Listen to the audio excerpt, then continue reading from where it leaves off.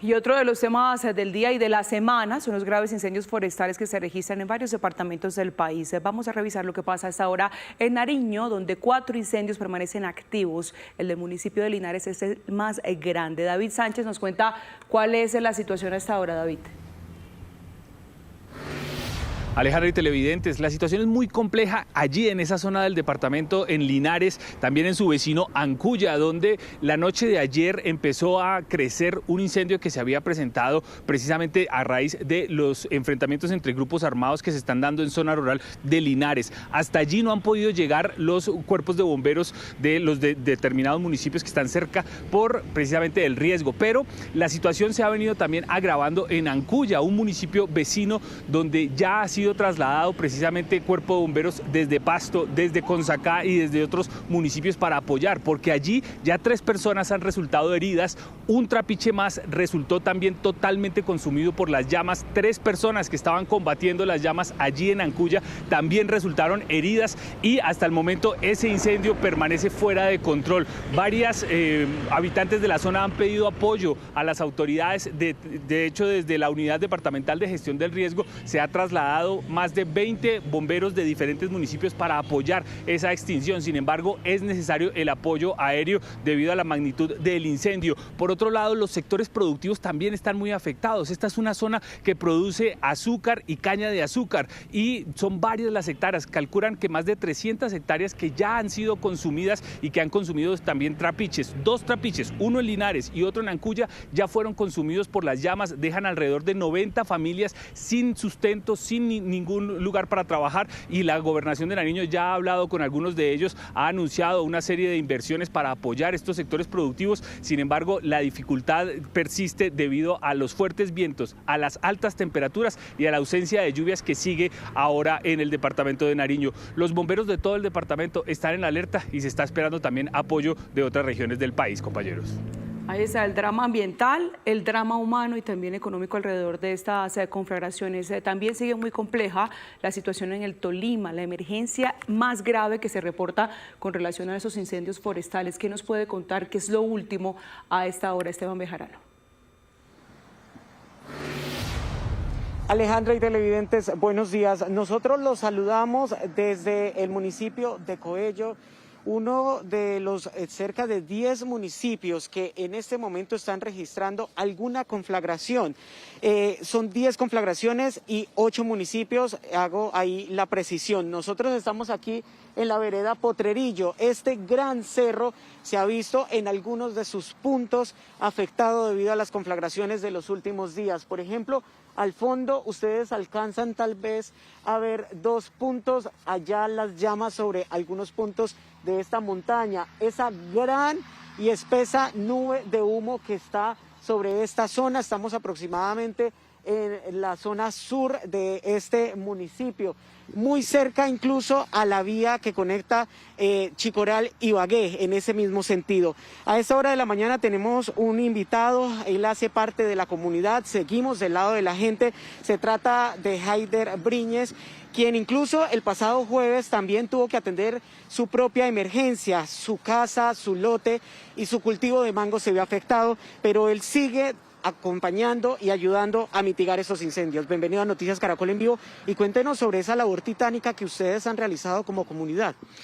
Pues la verdad yo fui víctima pues del incendio forestal y desde ahí hemos estado apoyando a las diferentes veredas como Chaguala afuera, Potrerillo. En este mismo momento acabo de llegar de Cerro Gordo, que hay un incendio bastante fuerte. Perdimos el cultivo de cacao, de mango, teníamos plátano, cachacos, todo eso en La Vega se nos quemó. Ustedes han realizado incluso como un grupo de algunas personas, vi cerca de 5 o 6 personas que trabajan con herramientas, con lo que tienen. Recuérdenos un poco cuáles son esas herramientas rústicas que ustedes manejan para ingresar a las zonas boscosas y ayudar a mitigar las llamas. Pues la verdad tenemos un grupo de amigos de Ibagué, de Potrerillo, de Chicoral. Pues por el momento trabajamos pues con lo poco que tenemos, motores, palas, pero nos hace falta mucha maquinaria más para poder trabajar mejor. Haider, muchísimas gracias. Eso es un llamado importante. Ellos piden donaciones de elementos como batefuegos, bombas de espalda, rastrillos que puedan traer aquí al municipio de Coello para poder armarse y seguir combatiendo las llamas. Nos contaba que se vio afectado en sus cultivos y no solo él, decenas de familias campesinas aquí en el departamento del Tolima, cerca de 1.200 en este momento están de brazos cruzados porque perdieron sus cultivos y por ende el sustento de sus familias. Desde ayer el Ministerio de Agricultura anunció una hoja de ruta importante para aliviar esta situación. Desde el Ministerio de Agricultura fueron varias las medidas que se anunciaron para ayudar a los agricultores afectados por los incendios forestales en el Tolima, teniendo en cuenta que la cifra ya va en 1.100 productores. Proveer pacas de henos a todos esos pequeños ganaderos que le incendiaron, porque esto fue incendiado, todos los hatos, sus pasturas. Vamos a destinar unos recursos para construir unos pozos profundos con sus motobombas sumergibles, sus paneles solares y sus mangueras, para que ellos de aquí en adelante puedan producir los pastos que necesitan sus hatos ganaderos. La vivienda también fue uno de los principales enfoques de las soluciones. Y además vamos a destinar unos recursos para 343 viviendas rurales para los afectados, casas que se pueden hacer con el sector privado en menos de 45 días. De otro lado, anunció que habrá alivios con la banca para los afectados. Voy a solicitarle inmediatamente al presidente de Asobancaria y al presidente del Banco Agrario que congelemos, por favor, la cartera agropecuaria de aquí hasta diciembre, hagamos un reperfilamiento de la deuda, aumentemos los plazos y si que hay que hacer un retanqueo, hagamos un retanqueo para que ellos puedan tener capital de trabajo y recuperar sus cultivos. Estos mismos alivios que el ministro espera ofrecer de la mano de los bancos estarán sobre la mesa para que sean implementados en los 25 municipios afectados en el marco del terremoto y el fenómeno del Niño, donde la cartera solo de los pequeños productores, según el Ministerio de Agricultura, es de al menos 18 billones de pesos. Vamos a normalizar, óiganse bien, a pesar de que no va a llover, vamos a normalizar la producción agropecuaria y eso nos va a permitir de que en diciembre, enero, febrero del año entrante no se vaya a disparar la inflación por la escasez de alimentos.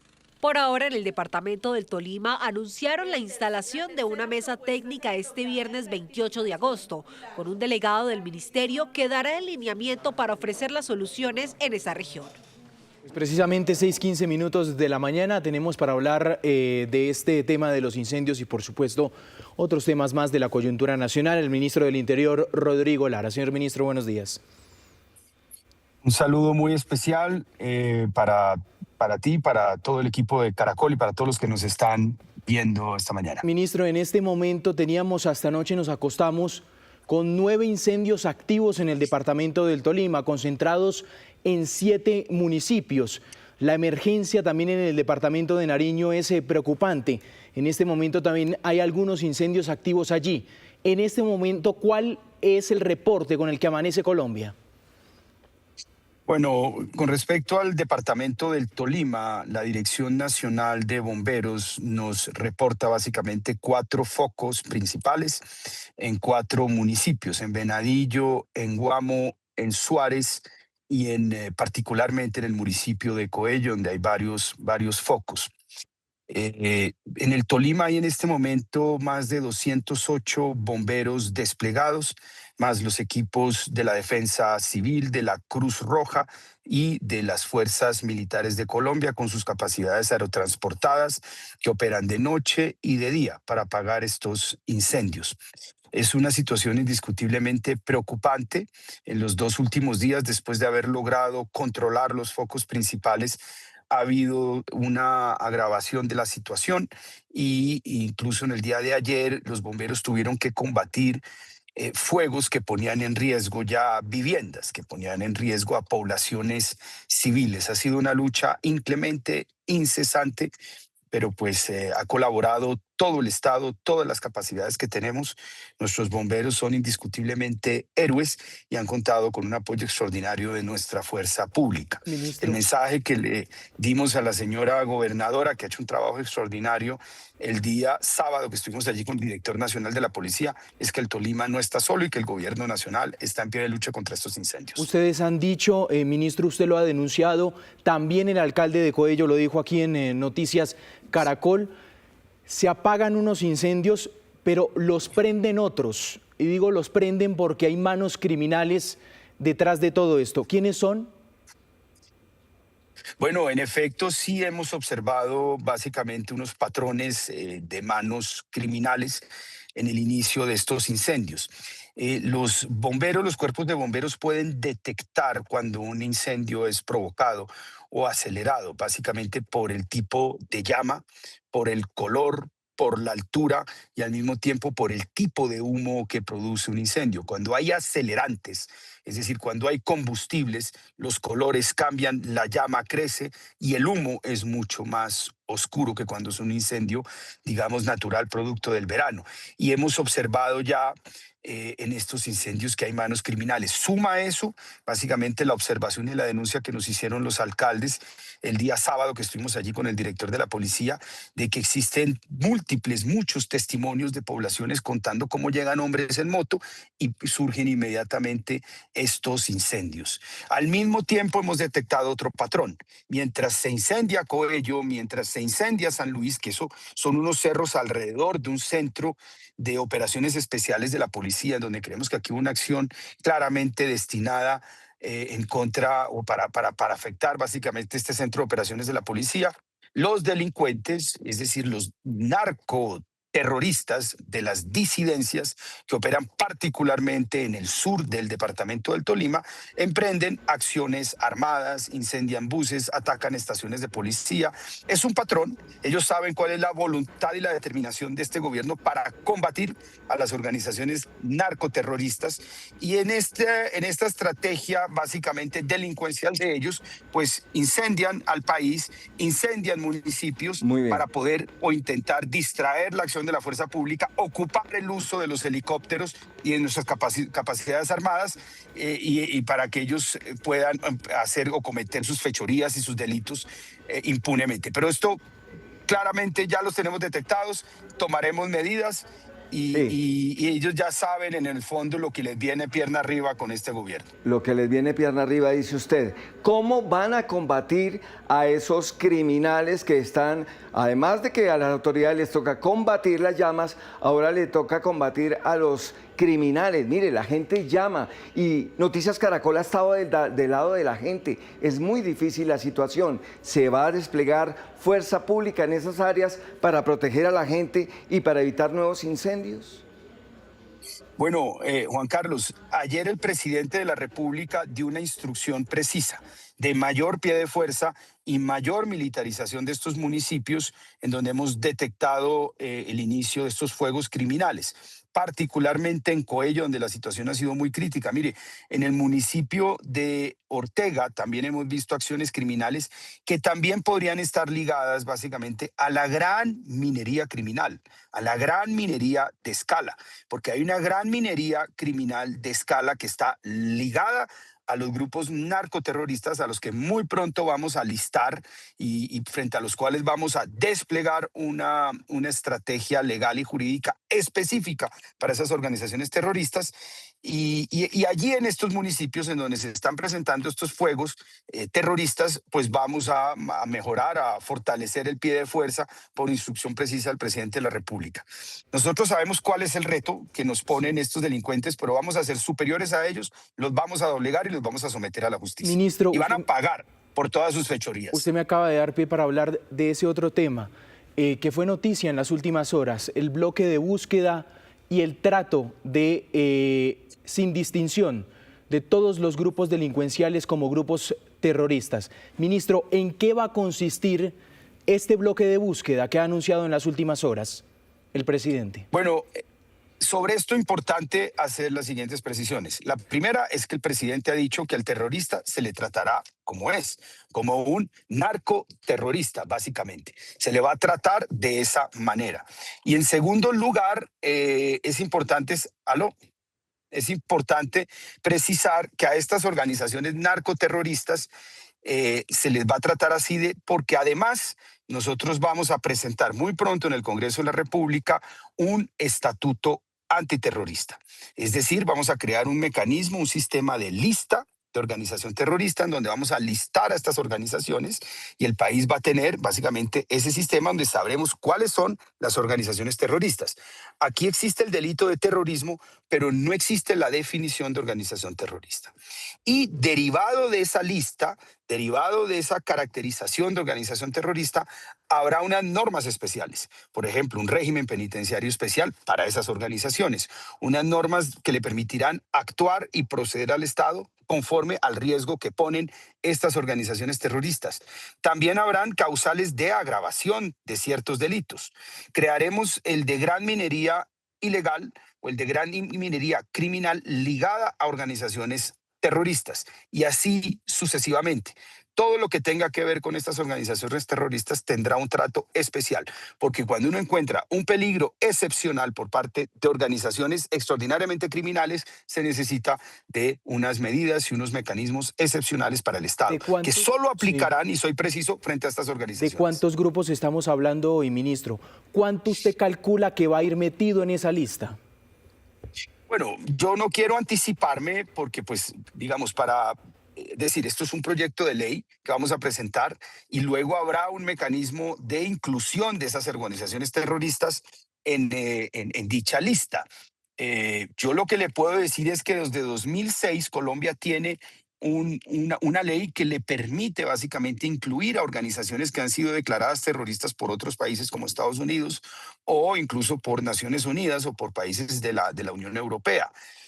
Yo le puedo desde ya señalar que nosotros aquí en el gobierno consideramos como terroristas a las famosas disidencias, es decir, la organización de Mordisco, la organización de Calarcá, la organización Segunda Marquetalia y por supuesto también el ELN. Son organizaciones que narcotrafican, que se financian del narcotráfico y que cometen acciones terroristas como, por ejemplo, ir a incendiar a los municipios del Tolima, poniendo en riesgo la población civil. Más criminal que incendiar la flora, la fauna y poner en riesgo la vida de las personas, pues dígame qué hay.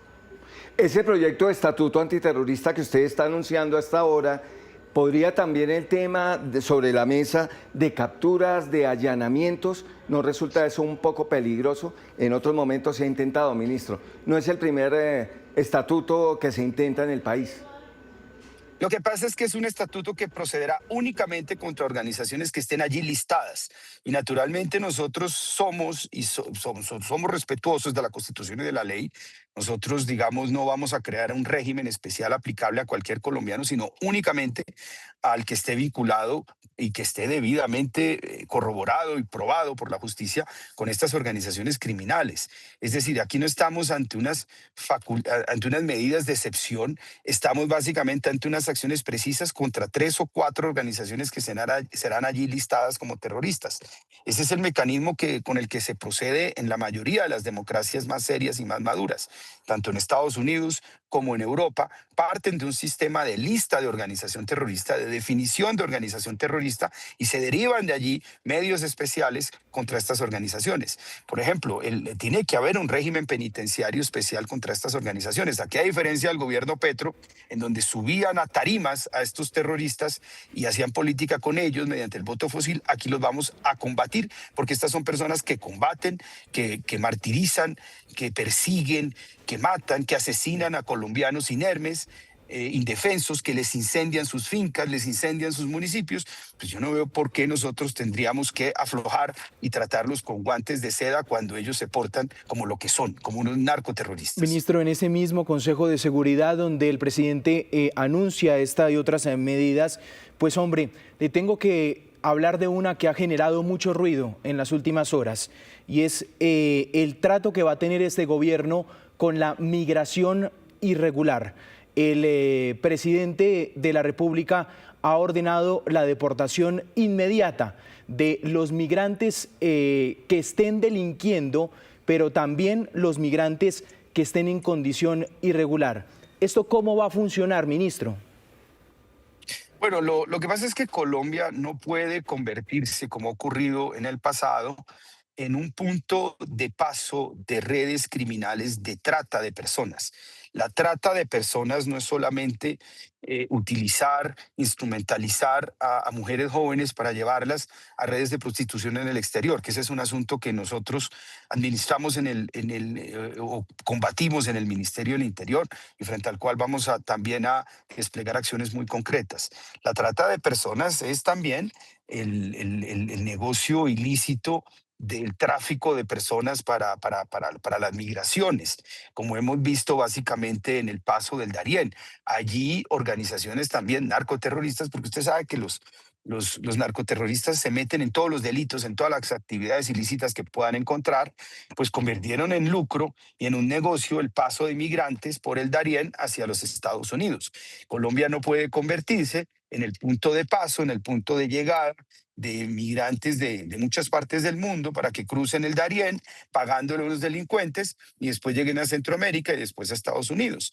Nosotros tenemos que colaborar con todos los países del mundo para combatir a las organizaciones transnacionales del crimen, que se meten en todo tipo de delitos. Pero no es eso básicamente, esencialmente. Pero, ministro, ¿no es un poco injusto meter en la misma bolsa al migrante irregular que sí no ha podido regularizar su situación, pero hombre, que viene a trabajar, a ganarse la vida por una difícil condición que le impuso su país, Venezuela, meter en una misma bolsa a esos migrantes que a los que están delinquiendo verdaderamente en las distintas bandas? ¿No merece eso una distinción? Sí. Bueno, pero en esto quiero también ser muy preciso. Naturalmente que aquí el presidente no se refiere a los hermanos venezolanos que llegaron en lo más duro de la crisis, particularmente en los años 2019, 2020 y 2021, que fueron casi 2 millones de hermanos venezolanos que entraron a nuestro país y en un 90 y tanto % fueron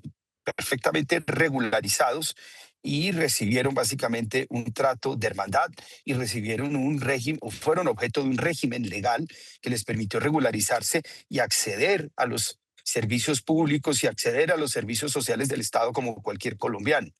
El presidente no se refiere, digamos, a muchos de estos hermanos venezolanos, que incluso algunos ya han optado por regresar. Los otros ya se quedaron y se integraron perfectamente, pues porque no hay necesidad incluso de integrarse, porque somos prácticamente un mismo pueblo aquí en Colombia. Se refiere a las redes criminales, a los que se están lucrando particularmente con el paso de migrantes ilegales en el Darién. ¿Quiénes son esos? Las organizaciones como el Clan del Golfo, etcétera, etcétera, etcétera. Claro, en este punto, ministro, los más de 500.000 migrantes que están, por ejemplo, con permiso de protección temporal, ¿pueden ser deportados? ¿A cuáles te refieres concretamente? Los 500.000 migrantes que están en ese proceso, que les dieron un estatus, este PPT, aquí en Colombia. No, naturalmente que no. Pero eso es una buena claridad, ministro. Sí, los colombianos. Porque regularizados no están. Bueno, pero tienen un régimen de protección legal, digamos, eso no se considera un migrante ilegal. Los venezolanos que llegaron básicamente a Colombia y que recibieron este régimen de protección por parte del gobierno colombiano y que se insertaron no son migrantes ilegales de ninguna manera. Nos referimos básicamente al tráfico, a la trata de personas que tiene unas redes de criminales que operan particularmente en el Darién. Si me permite interpretarlo, se refiere esencialmente a eso.